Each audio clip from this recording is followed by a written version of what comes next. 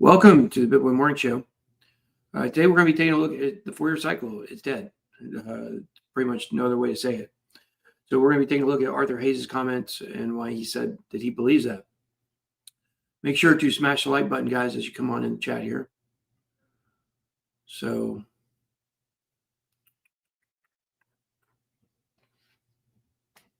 go ahead and take a look at CoinGecko here. Get the latest numbers. Market down 1.2%. Is at $4.217 trillion. 24-hour volume is 197.047 billion. So okay, moderate.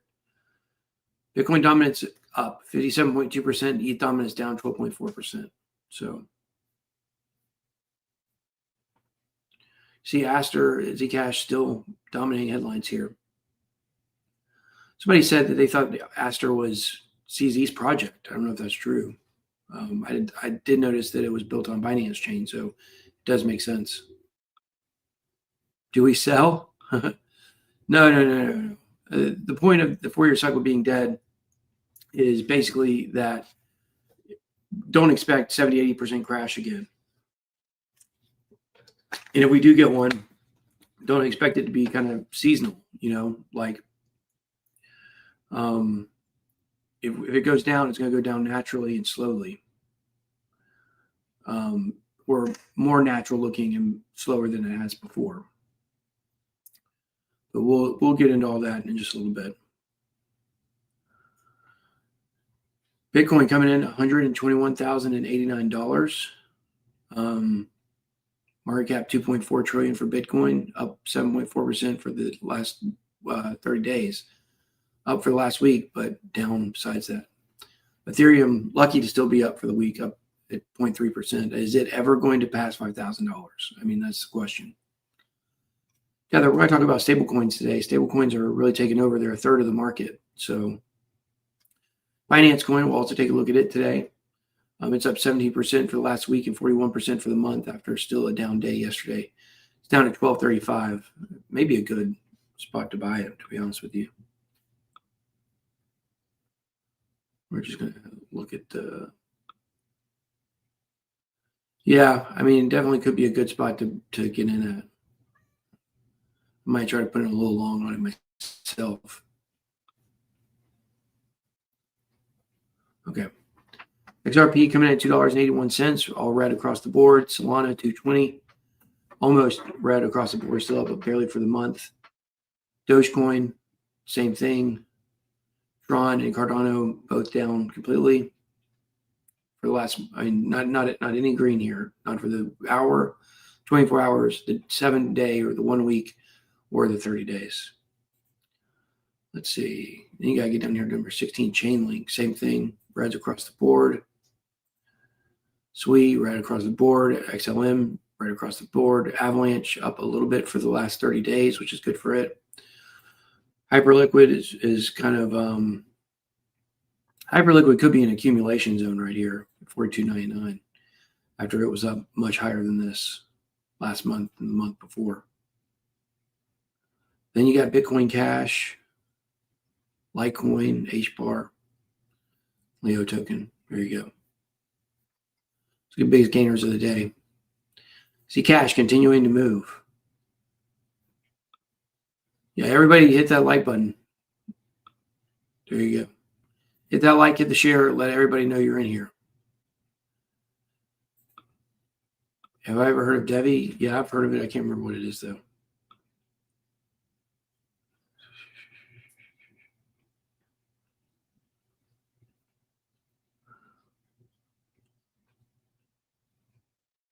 Okay. Zcash up, proving its blockchain up. I think this is not quite a stable coin, but I think it's almost a stable coin. I can't remember. We looked at it. Let's see. Figure.com. Unlock home equity for all your needs. Equity line. I mean, it's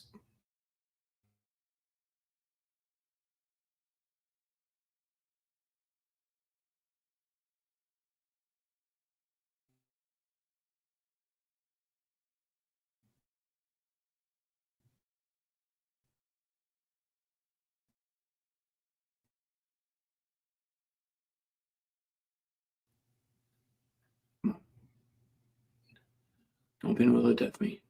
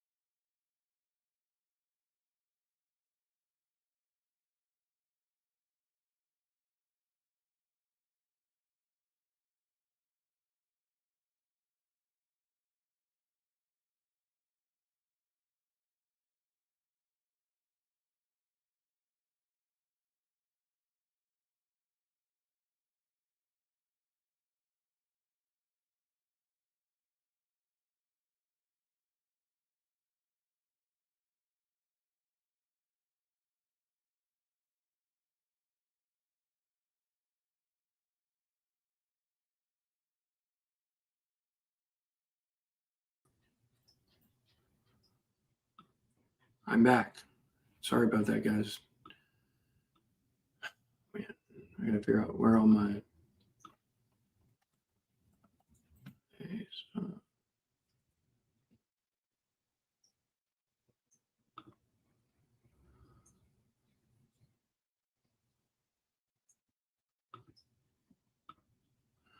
tomorrow we may have, I don't know, we may have to start a new computer. I'm not sure.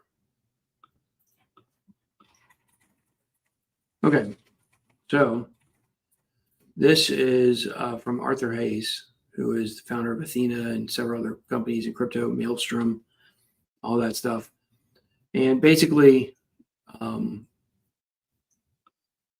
what this is him explaining is dead. There is no more 4-year cycle. We will not see a long extended bear market of 16 to 18 months.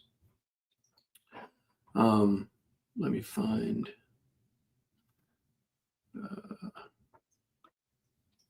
CoinDesk article. Here it is.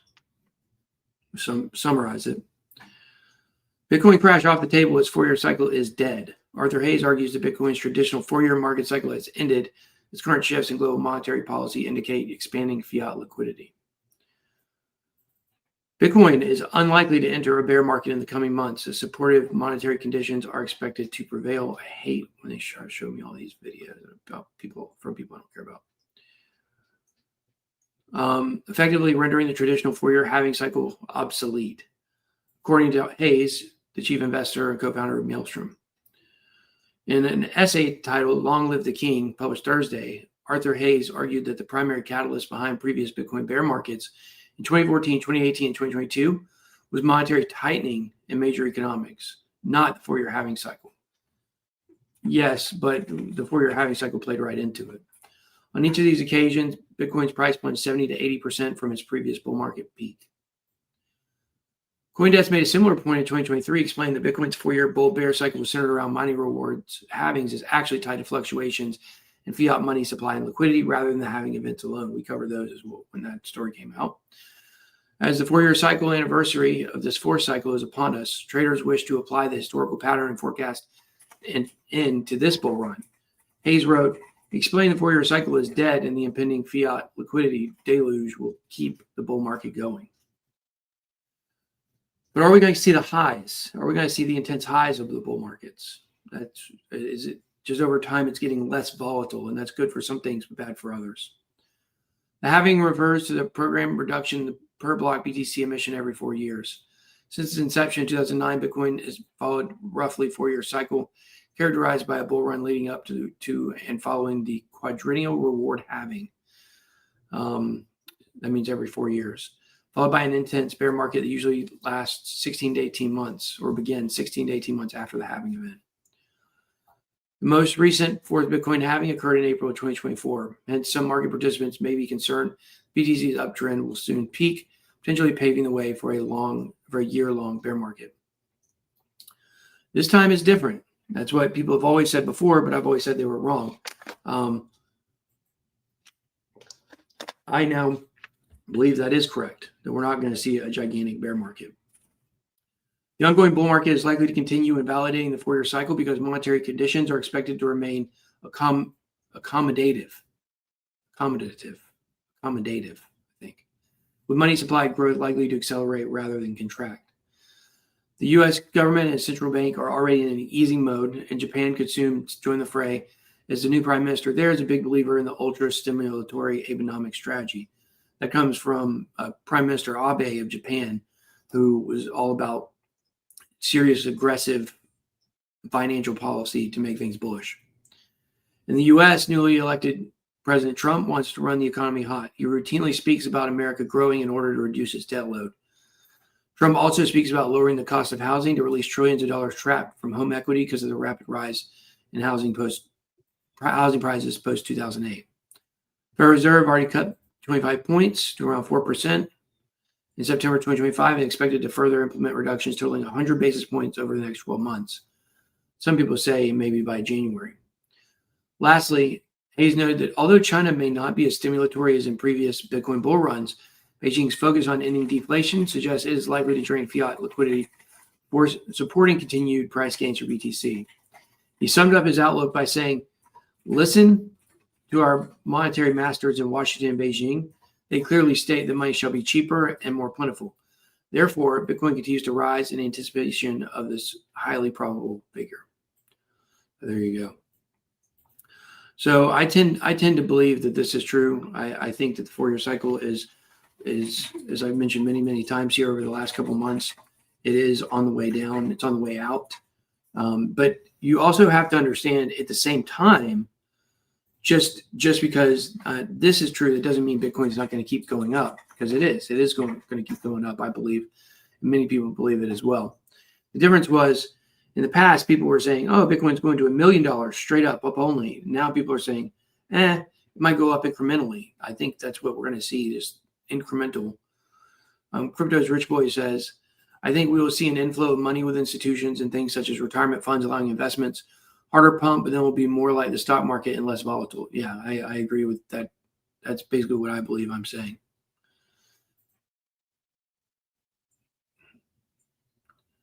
This guy's in here shilling Devi. Devi Exchange. I don't know anything about it. I've seen the ticker before. That's about it.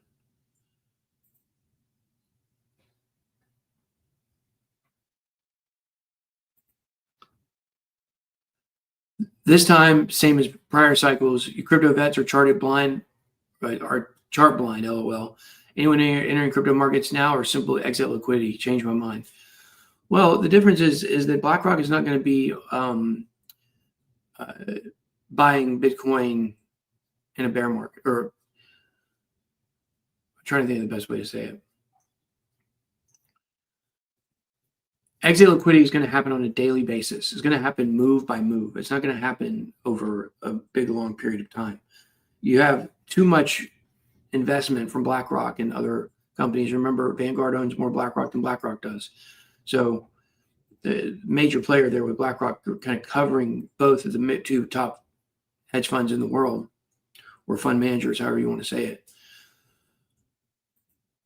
They're not all of a sudden for 2.5 years going to be outflowing Bitcoin. That would kill their strategies. So they're more in the process of moving it a little bit by a little bit. They can get just as much exit liquidity doing that as they can with one big bear market, because that would hurt them. Right now, you have to understand, Bitcoin is at a place where it's never been, to where it's so accepted by the mainstream and the norm that it is beyond what retail can make it do. Retail can't make anything happen in crypto anymore. It's all the institutions, and next it's going to be countries. Countries are already having a say in it, but definitely the institutions are going to not want to see Bitcoin go down massively for 2.5 years, because that's what it does. For a year and a half, it's really, really, really bullish. And for the other 2.5 years, it's a bear market and sideways action as we build towards the next bull run. So they're not going to see 2.5 years of outflows. That's not going to happen.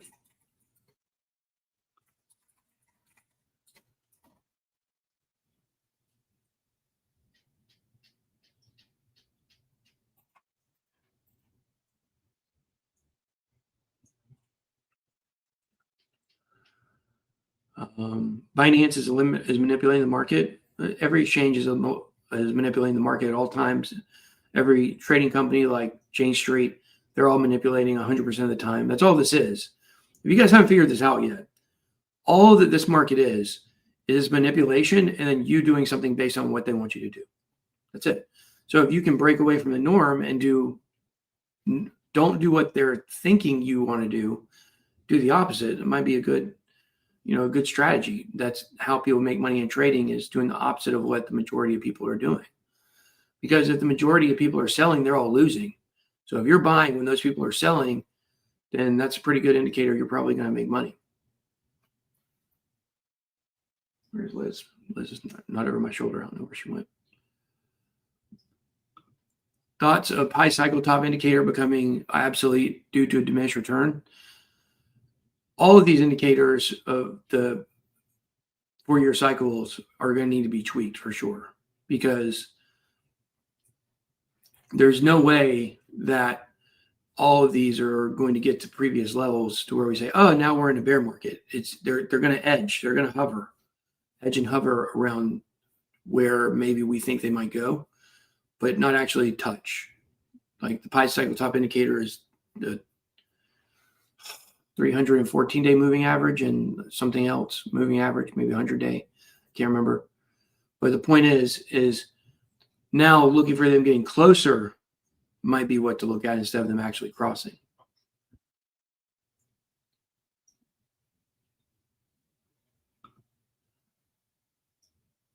My charting blows plan B broken stock to flow. Yeah, I definitely think stock to flow is not. It hasn't been valid since the last. It has not been valid since the last bull market. Is that what I meant to say? Oh yeah, the last bull market that thing broke. It's been broken ever since. Do I think crypto indexes will have a rally this altcoin season? Possibly. It could.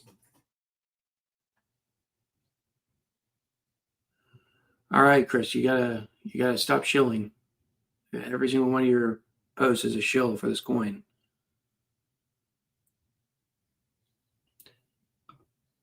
I think meme coins have had their time to shine and we'll get more government talked about coins, or both this Q4?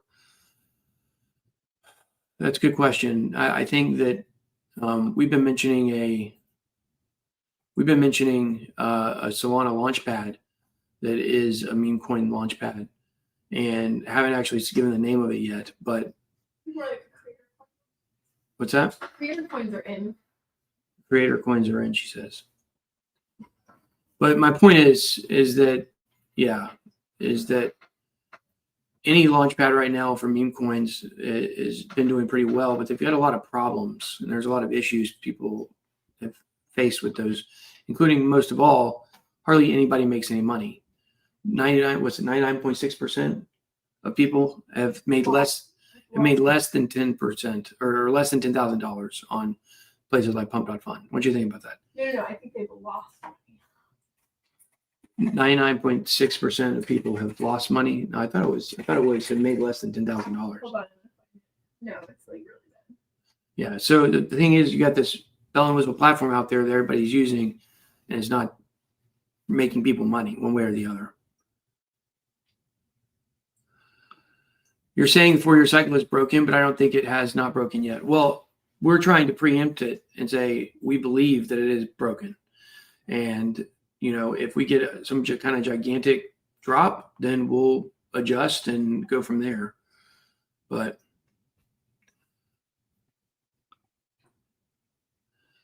is Avantis a rug pull coin? I don't think so. It's got Coinbase behind it. It's got a lot of good stuff behind that. AVNT, I think, is pretty good.